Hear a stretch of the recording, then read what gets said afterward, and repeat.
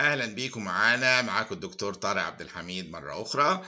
بنكمل هنا الموديولز بتاعتنا وفي الموديول 4 هنا اهوت، وبنقول هذا السؤال اللي هو بيقولوا السيريبرال بولسي بيسال ده mainly باي ديفينيشن ده موتور افكشن ولا سنسوري ولا اوتونوميك ولا بيهيفيرال ولا منتال.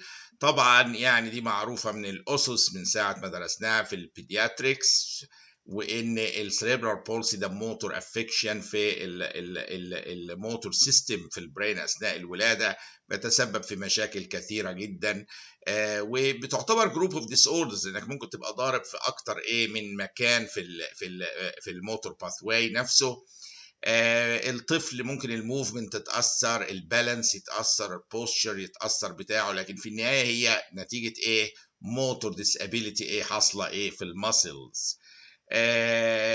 مالوش علاقه بالسنسري، يعني يوم ما الاقي سنسري افكر في احتمال اخر، يوم ما الاقي اوتونوميك افكر في احتمال اخر، ما سموهوش سيريبرال بولسي باي ديفينيشن، اتس موتور افكشن.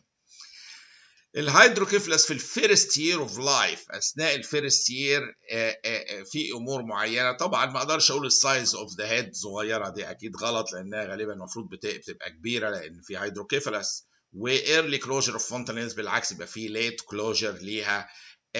الحاجه اللي هي يقينيه فيها اللي هي الشنط is the best treatment للهيدروكيفلس. دي اجابه انا عارفها صح، يعني ما ترددش فيها، ان هو الشنط دي زي ما نشوف في الرسمه كده، الفنتريكلز هنا بتاع في البرين السيريبرو سباينال فلويد، والبريشر يعلى بتكبر تبقى انلارجد وتبدا يحصل بريشر على البرين سيلز نفسها، ويحصل ممكن نوع من الدامج فيها. عشان احمي الطفل ده من ان يحصل بيرمننت برين دامج في خلاياه، بنعمل له شنط ما بين الفنتريكل هنا هو تنزل تنزل تنزل لحد البريتونيوم وتصرف البريشر العالي عشان ما يضغطش على البرين تيشو. هو ده المين تارجت بتاع الشنط اوبريشن.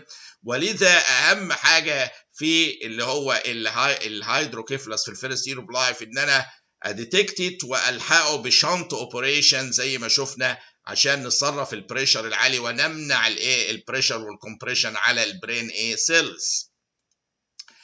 عندي سؤال جميل هنا بيقول لك 25-year-old woman عندها 25 سنة 33 weeks of gestation noted to have placenta previa. كان عندها placenta previa اللي هي نازلة مغطية الانترنال os دي. Upon cesarean section بيعملوا لها cesarean دي، لقوا bluish tissue densely adherent between the uterus and the maternal border. يعني لقوا bluish tissue مزقوق كده وادهرنت ما بين اليوترس والماتيرنال بوردر نوتد.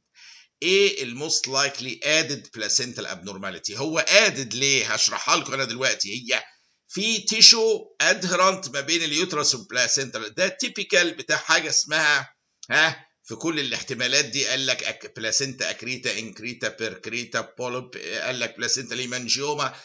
لا، هي طالما في تيشو انسيرتد بالمنظر ده الموصوف دي حاجه اسمها بلاسنتا انكريتا. هي الفكره البلاسنتال ابنورماليتيز متنوعه وانواع كثيره منها البريفيا اللي هي البينلس بليدنج، والابرابشو بلاسنتا اللي هي بتبقى بينفول واليوترس بيبقى تنس جدا. وفي عندي نوع كده مهم اللي هو البلاسنتا اكريتا وانكريتا وبيركريتا. ايه الحته دي بالظبط؟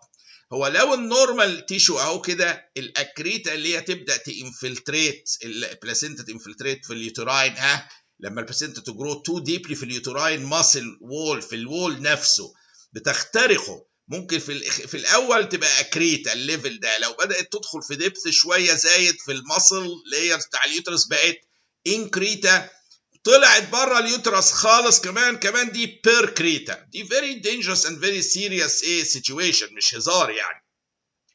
فلو عندي ادي النورمال هنا وادي الاكريتا بتخترق والانكريتا والبيركريتا، هنا لما وصفها قال لك محشوره ما بينهم، ما وصلتش بره، ما قالش انها بره، ولكن واضح تيشو ومحشور، وزي ده الليفل اللي هي الاختراق المتوسط ده بتاع الانكريتا. هنا الحته دي تهمني في ان لو انا اجي اقارنها بالبلاسنتا بريفيا، البلاسنتا بريفيا بتناقش الدايركشن ده بتاع البلاسينتا، يعني هل هي متظبطه كده نورمال كده ولا انكروتشنج على الانترنال اوفس. ما بتناقش هي مخترقه ولا لا. خدوا بالكم من الفارق الكبير جدا. البلاسينتا بريفيا دي بتتكلم على الجروس بوزيشن بتاع البلاسينتا اللي هو نورمال ولا انكروتشنج على الانترنال اي اوس، ده البلاسينتا بريفيا. لكن الاكريتا والانكريتا